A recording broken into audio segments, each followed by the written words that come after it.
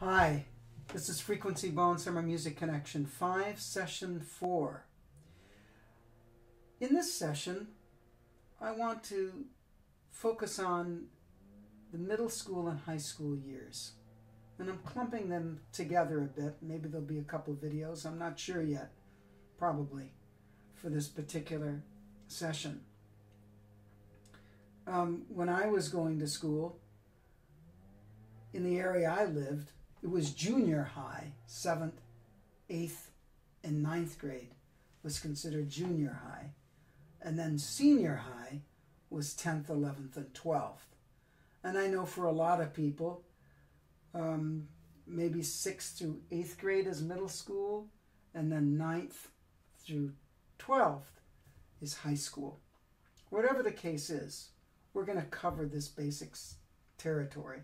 Probably from like 7th grade to being a senior in high school. It's a very interesting time this time. If people are still playing in their junior high school years or their middle school years, maybe they're really developing a fondness for playing if they didn't have one before, or they think, well, you know, this is a fun way to get some credit. Or they enjoy different aspects of being in the school band. Maybe they're in the school orchestra, or maybe they're even trying out for all these other things, these solo things, districts and all city and all county, all state, all this kind of thing. And so it gives them a goal and something to work for. Now what's interesting, if someone does take an interest, even if they don't go into music, this is all valuable. Because once again, it points to the fact that in order to do anything even pretty good, unless you're just extremely, prone and have a great aptitude and you're pretty natural in the territory, you might have to spend some time with it outside of school, outside of your lessons. And so you develop some discipline, some feelings of dedication and devotion. For during this middle school time and high school time, huge physical changes are happening. Some people are really affected by this a lot more than others. Everyone's affected, I think, in a pretty big way. But some people have to get braces, have wisdom teeth extracted, have to decide, am I going to continue playing sports, or am I going to do some other things with the band or the orchestra? And some people, of course, even starting in middle school or junior high, and they're interested in music, maybe start going outside of their school to play, like in youth orchestras, go to a music camp, all these things. And I know that many kids eventually have to go, do I really want to keep playing hockey, or do I want to be more serious about playing my instrument? Well, it's interesting, because you can really smack up your chops playing hockey, even though you probably have a mouth guard on and everything like that. It's still dangerous. I'm not here to talk anyone out of doing that. Some people might love playing football and pick up their horn and be great. And I know Chester Schmitz, who is one of the greatest brass players of all time and former tubist of the Boston Symphony, who I was very fortunate to play with, one of my great mentors. I think he was offered football scholarships in college. So he was an incredibly gifted athlete, as well as being, just a super gifted musician and tubist. So people eventually in this age need to be making some decisions, especially when we're getting into the 10th, 11th, and 12th grade. I guess I'm going to be mixing these together, this middle school, high school, so don't mind me if I jump around a bit. It's very interesting in thinking about it, because for me in the past few years, I've been working more with high school kids again. Not more than college. I teach more college and Skype with people all over the world who aren't in school anymore, who are professionals. But since I started working at the NEC prep division and have a trombone choir, I've been teaching high school more in the past few years than I have in many years. Interesting. Very interesting time. You know, seeing people in 7th grade, 8th grade, and then 9th, and seeing the changes. And how do we keep up with those changes? What if someone does have to get, you know, braces on? Well, the people who are really super interested just keep plugging away. Maybe they learn a lot about the air. And start developing more of their corner muscles more. Because basically, you can't use a lot of pressure with braces unless you just want to be bleeding all the time. Facial structure changes. Jaw starts getting bigger. Well, some people's teeth start going in a direction that isn't beneficial for brass playing. And then maybe they need dental work. Need to take time off, then need to have time to come back. So, in this time of rapid physical change, it's important, I think, for the person who's starting to get a little more serious, that they actually build a relationship with their instrument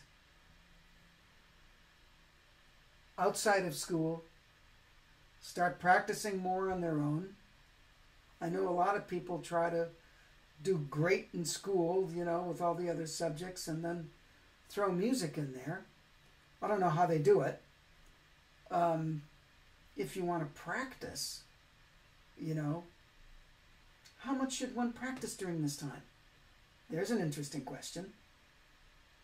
What should they practice? How much should they practice? Well, if they're working on their band music, they want to get a little better at that, they probably don't have to play, I don't know, more than 20 minutes or a half hour a day. Because at that level of engagement, they're probably not thinking too much about maintenance. You feel my arm, I was going, maintenance and air and digging into having more versatility and more expression. They just want to kind of do what's required of them and have a good time doing it. Well, for those people, I would suggest you take 10 minutes of your half-hour practice time and actually do some warming up. Play a few long tones.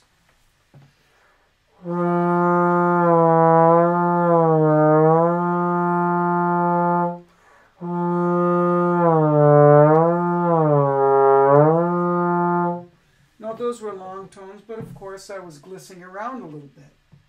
And then you can do that on the mouthpiece, half covered.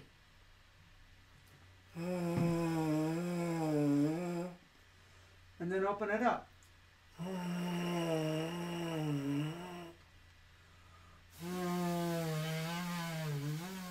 And just attempting the half covered, playing the mouthpiece regularly, and then doing this little thing with the fingers that I've talked about these things in many other videos, you'll probably start developing a little bit more of the strength of your embouchure. Play some scales like that. Make sure you play some scales, do some slurs. And then you can do that on the mouthpiece, half covered open, and then just with your fingers. And see how you are after 10 minutes of doing that. Do some tonguing. You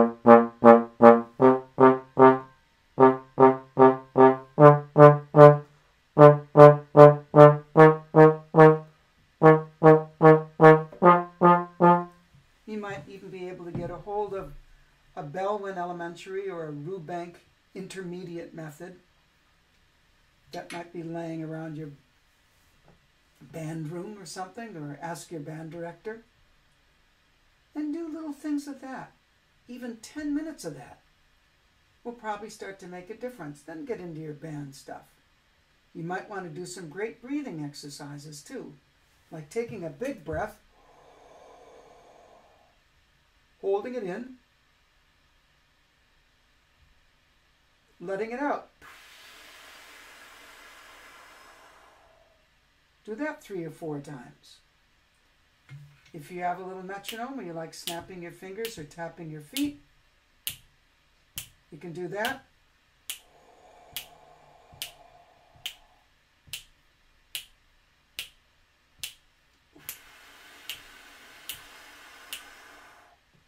And let your air out in a solid, full stream of air. These kind of things will help.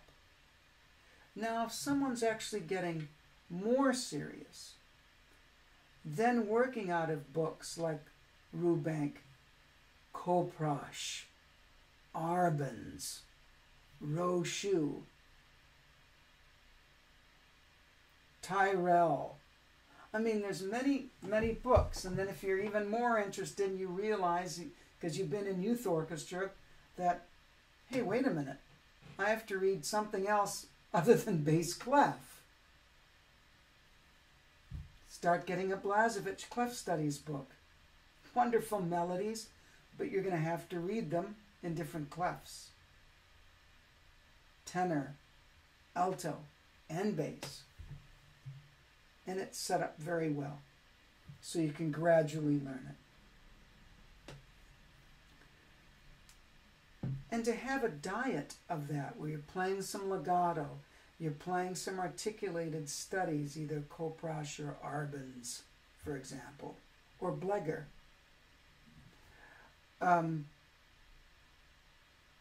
This will start to get you more versatile technically. As long as you remember that you can also put some energy and some feeling into some of these things. Just because they're etudes, studies, doesn't mean you can't put a little life into them. So this is how someone in middle school, for example, or freshman year of high school, starting to think about it a little more seriously, can start to just play through some literature that offers some variety. Even solos can come into this. And there's many solos you can look into, going online, depending on your ability. There's Henry Charles Smith years ago, I don't even know if it's available, wrote solos for the trombone player. I think there's many solos that you could Google, and people have put together nice melodies. In fact, well, the Melodious Etudes are nice melodies by Bordoni and a man named Johannes Rochu edited them and put them out, and they're very, very famous studies now for trombone. And as a matter of fact, I hear trumpet players playing them, tuba players playing them, a lot of brass players play them now, for the melodious aspect. So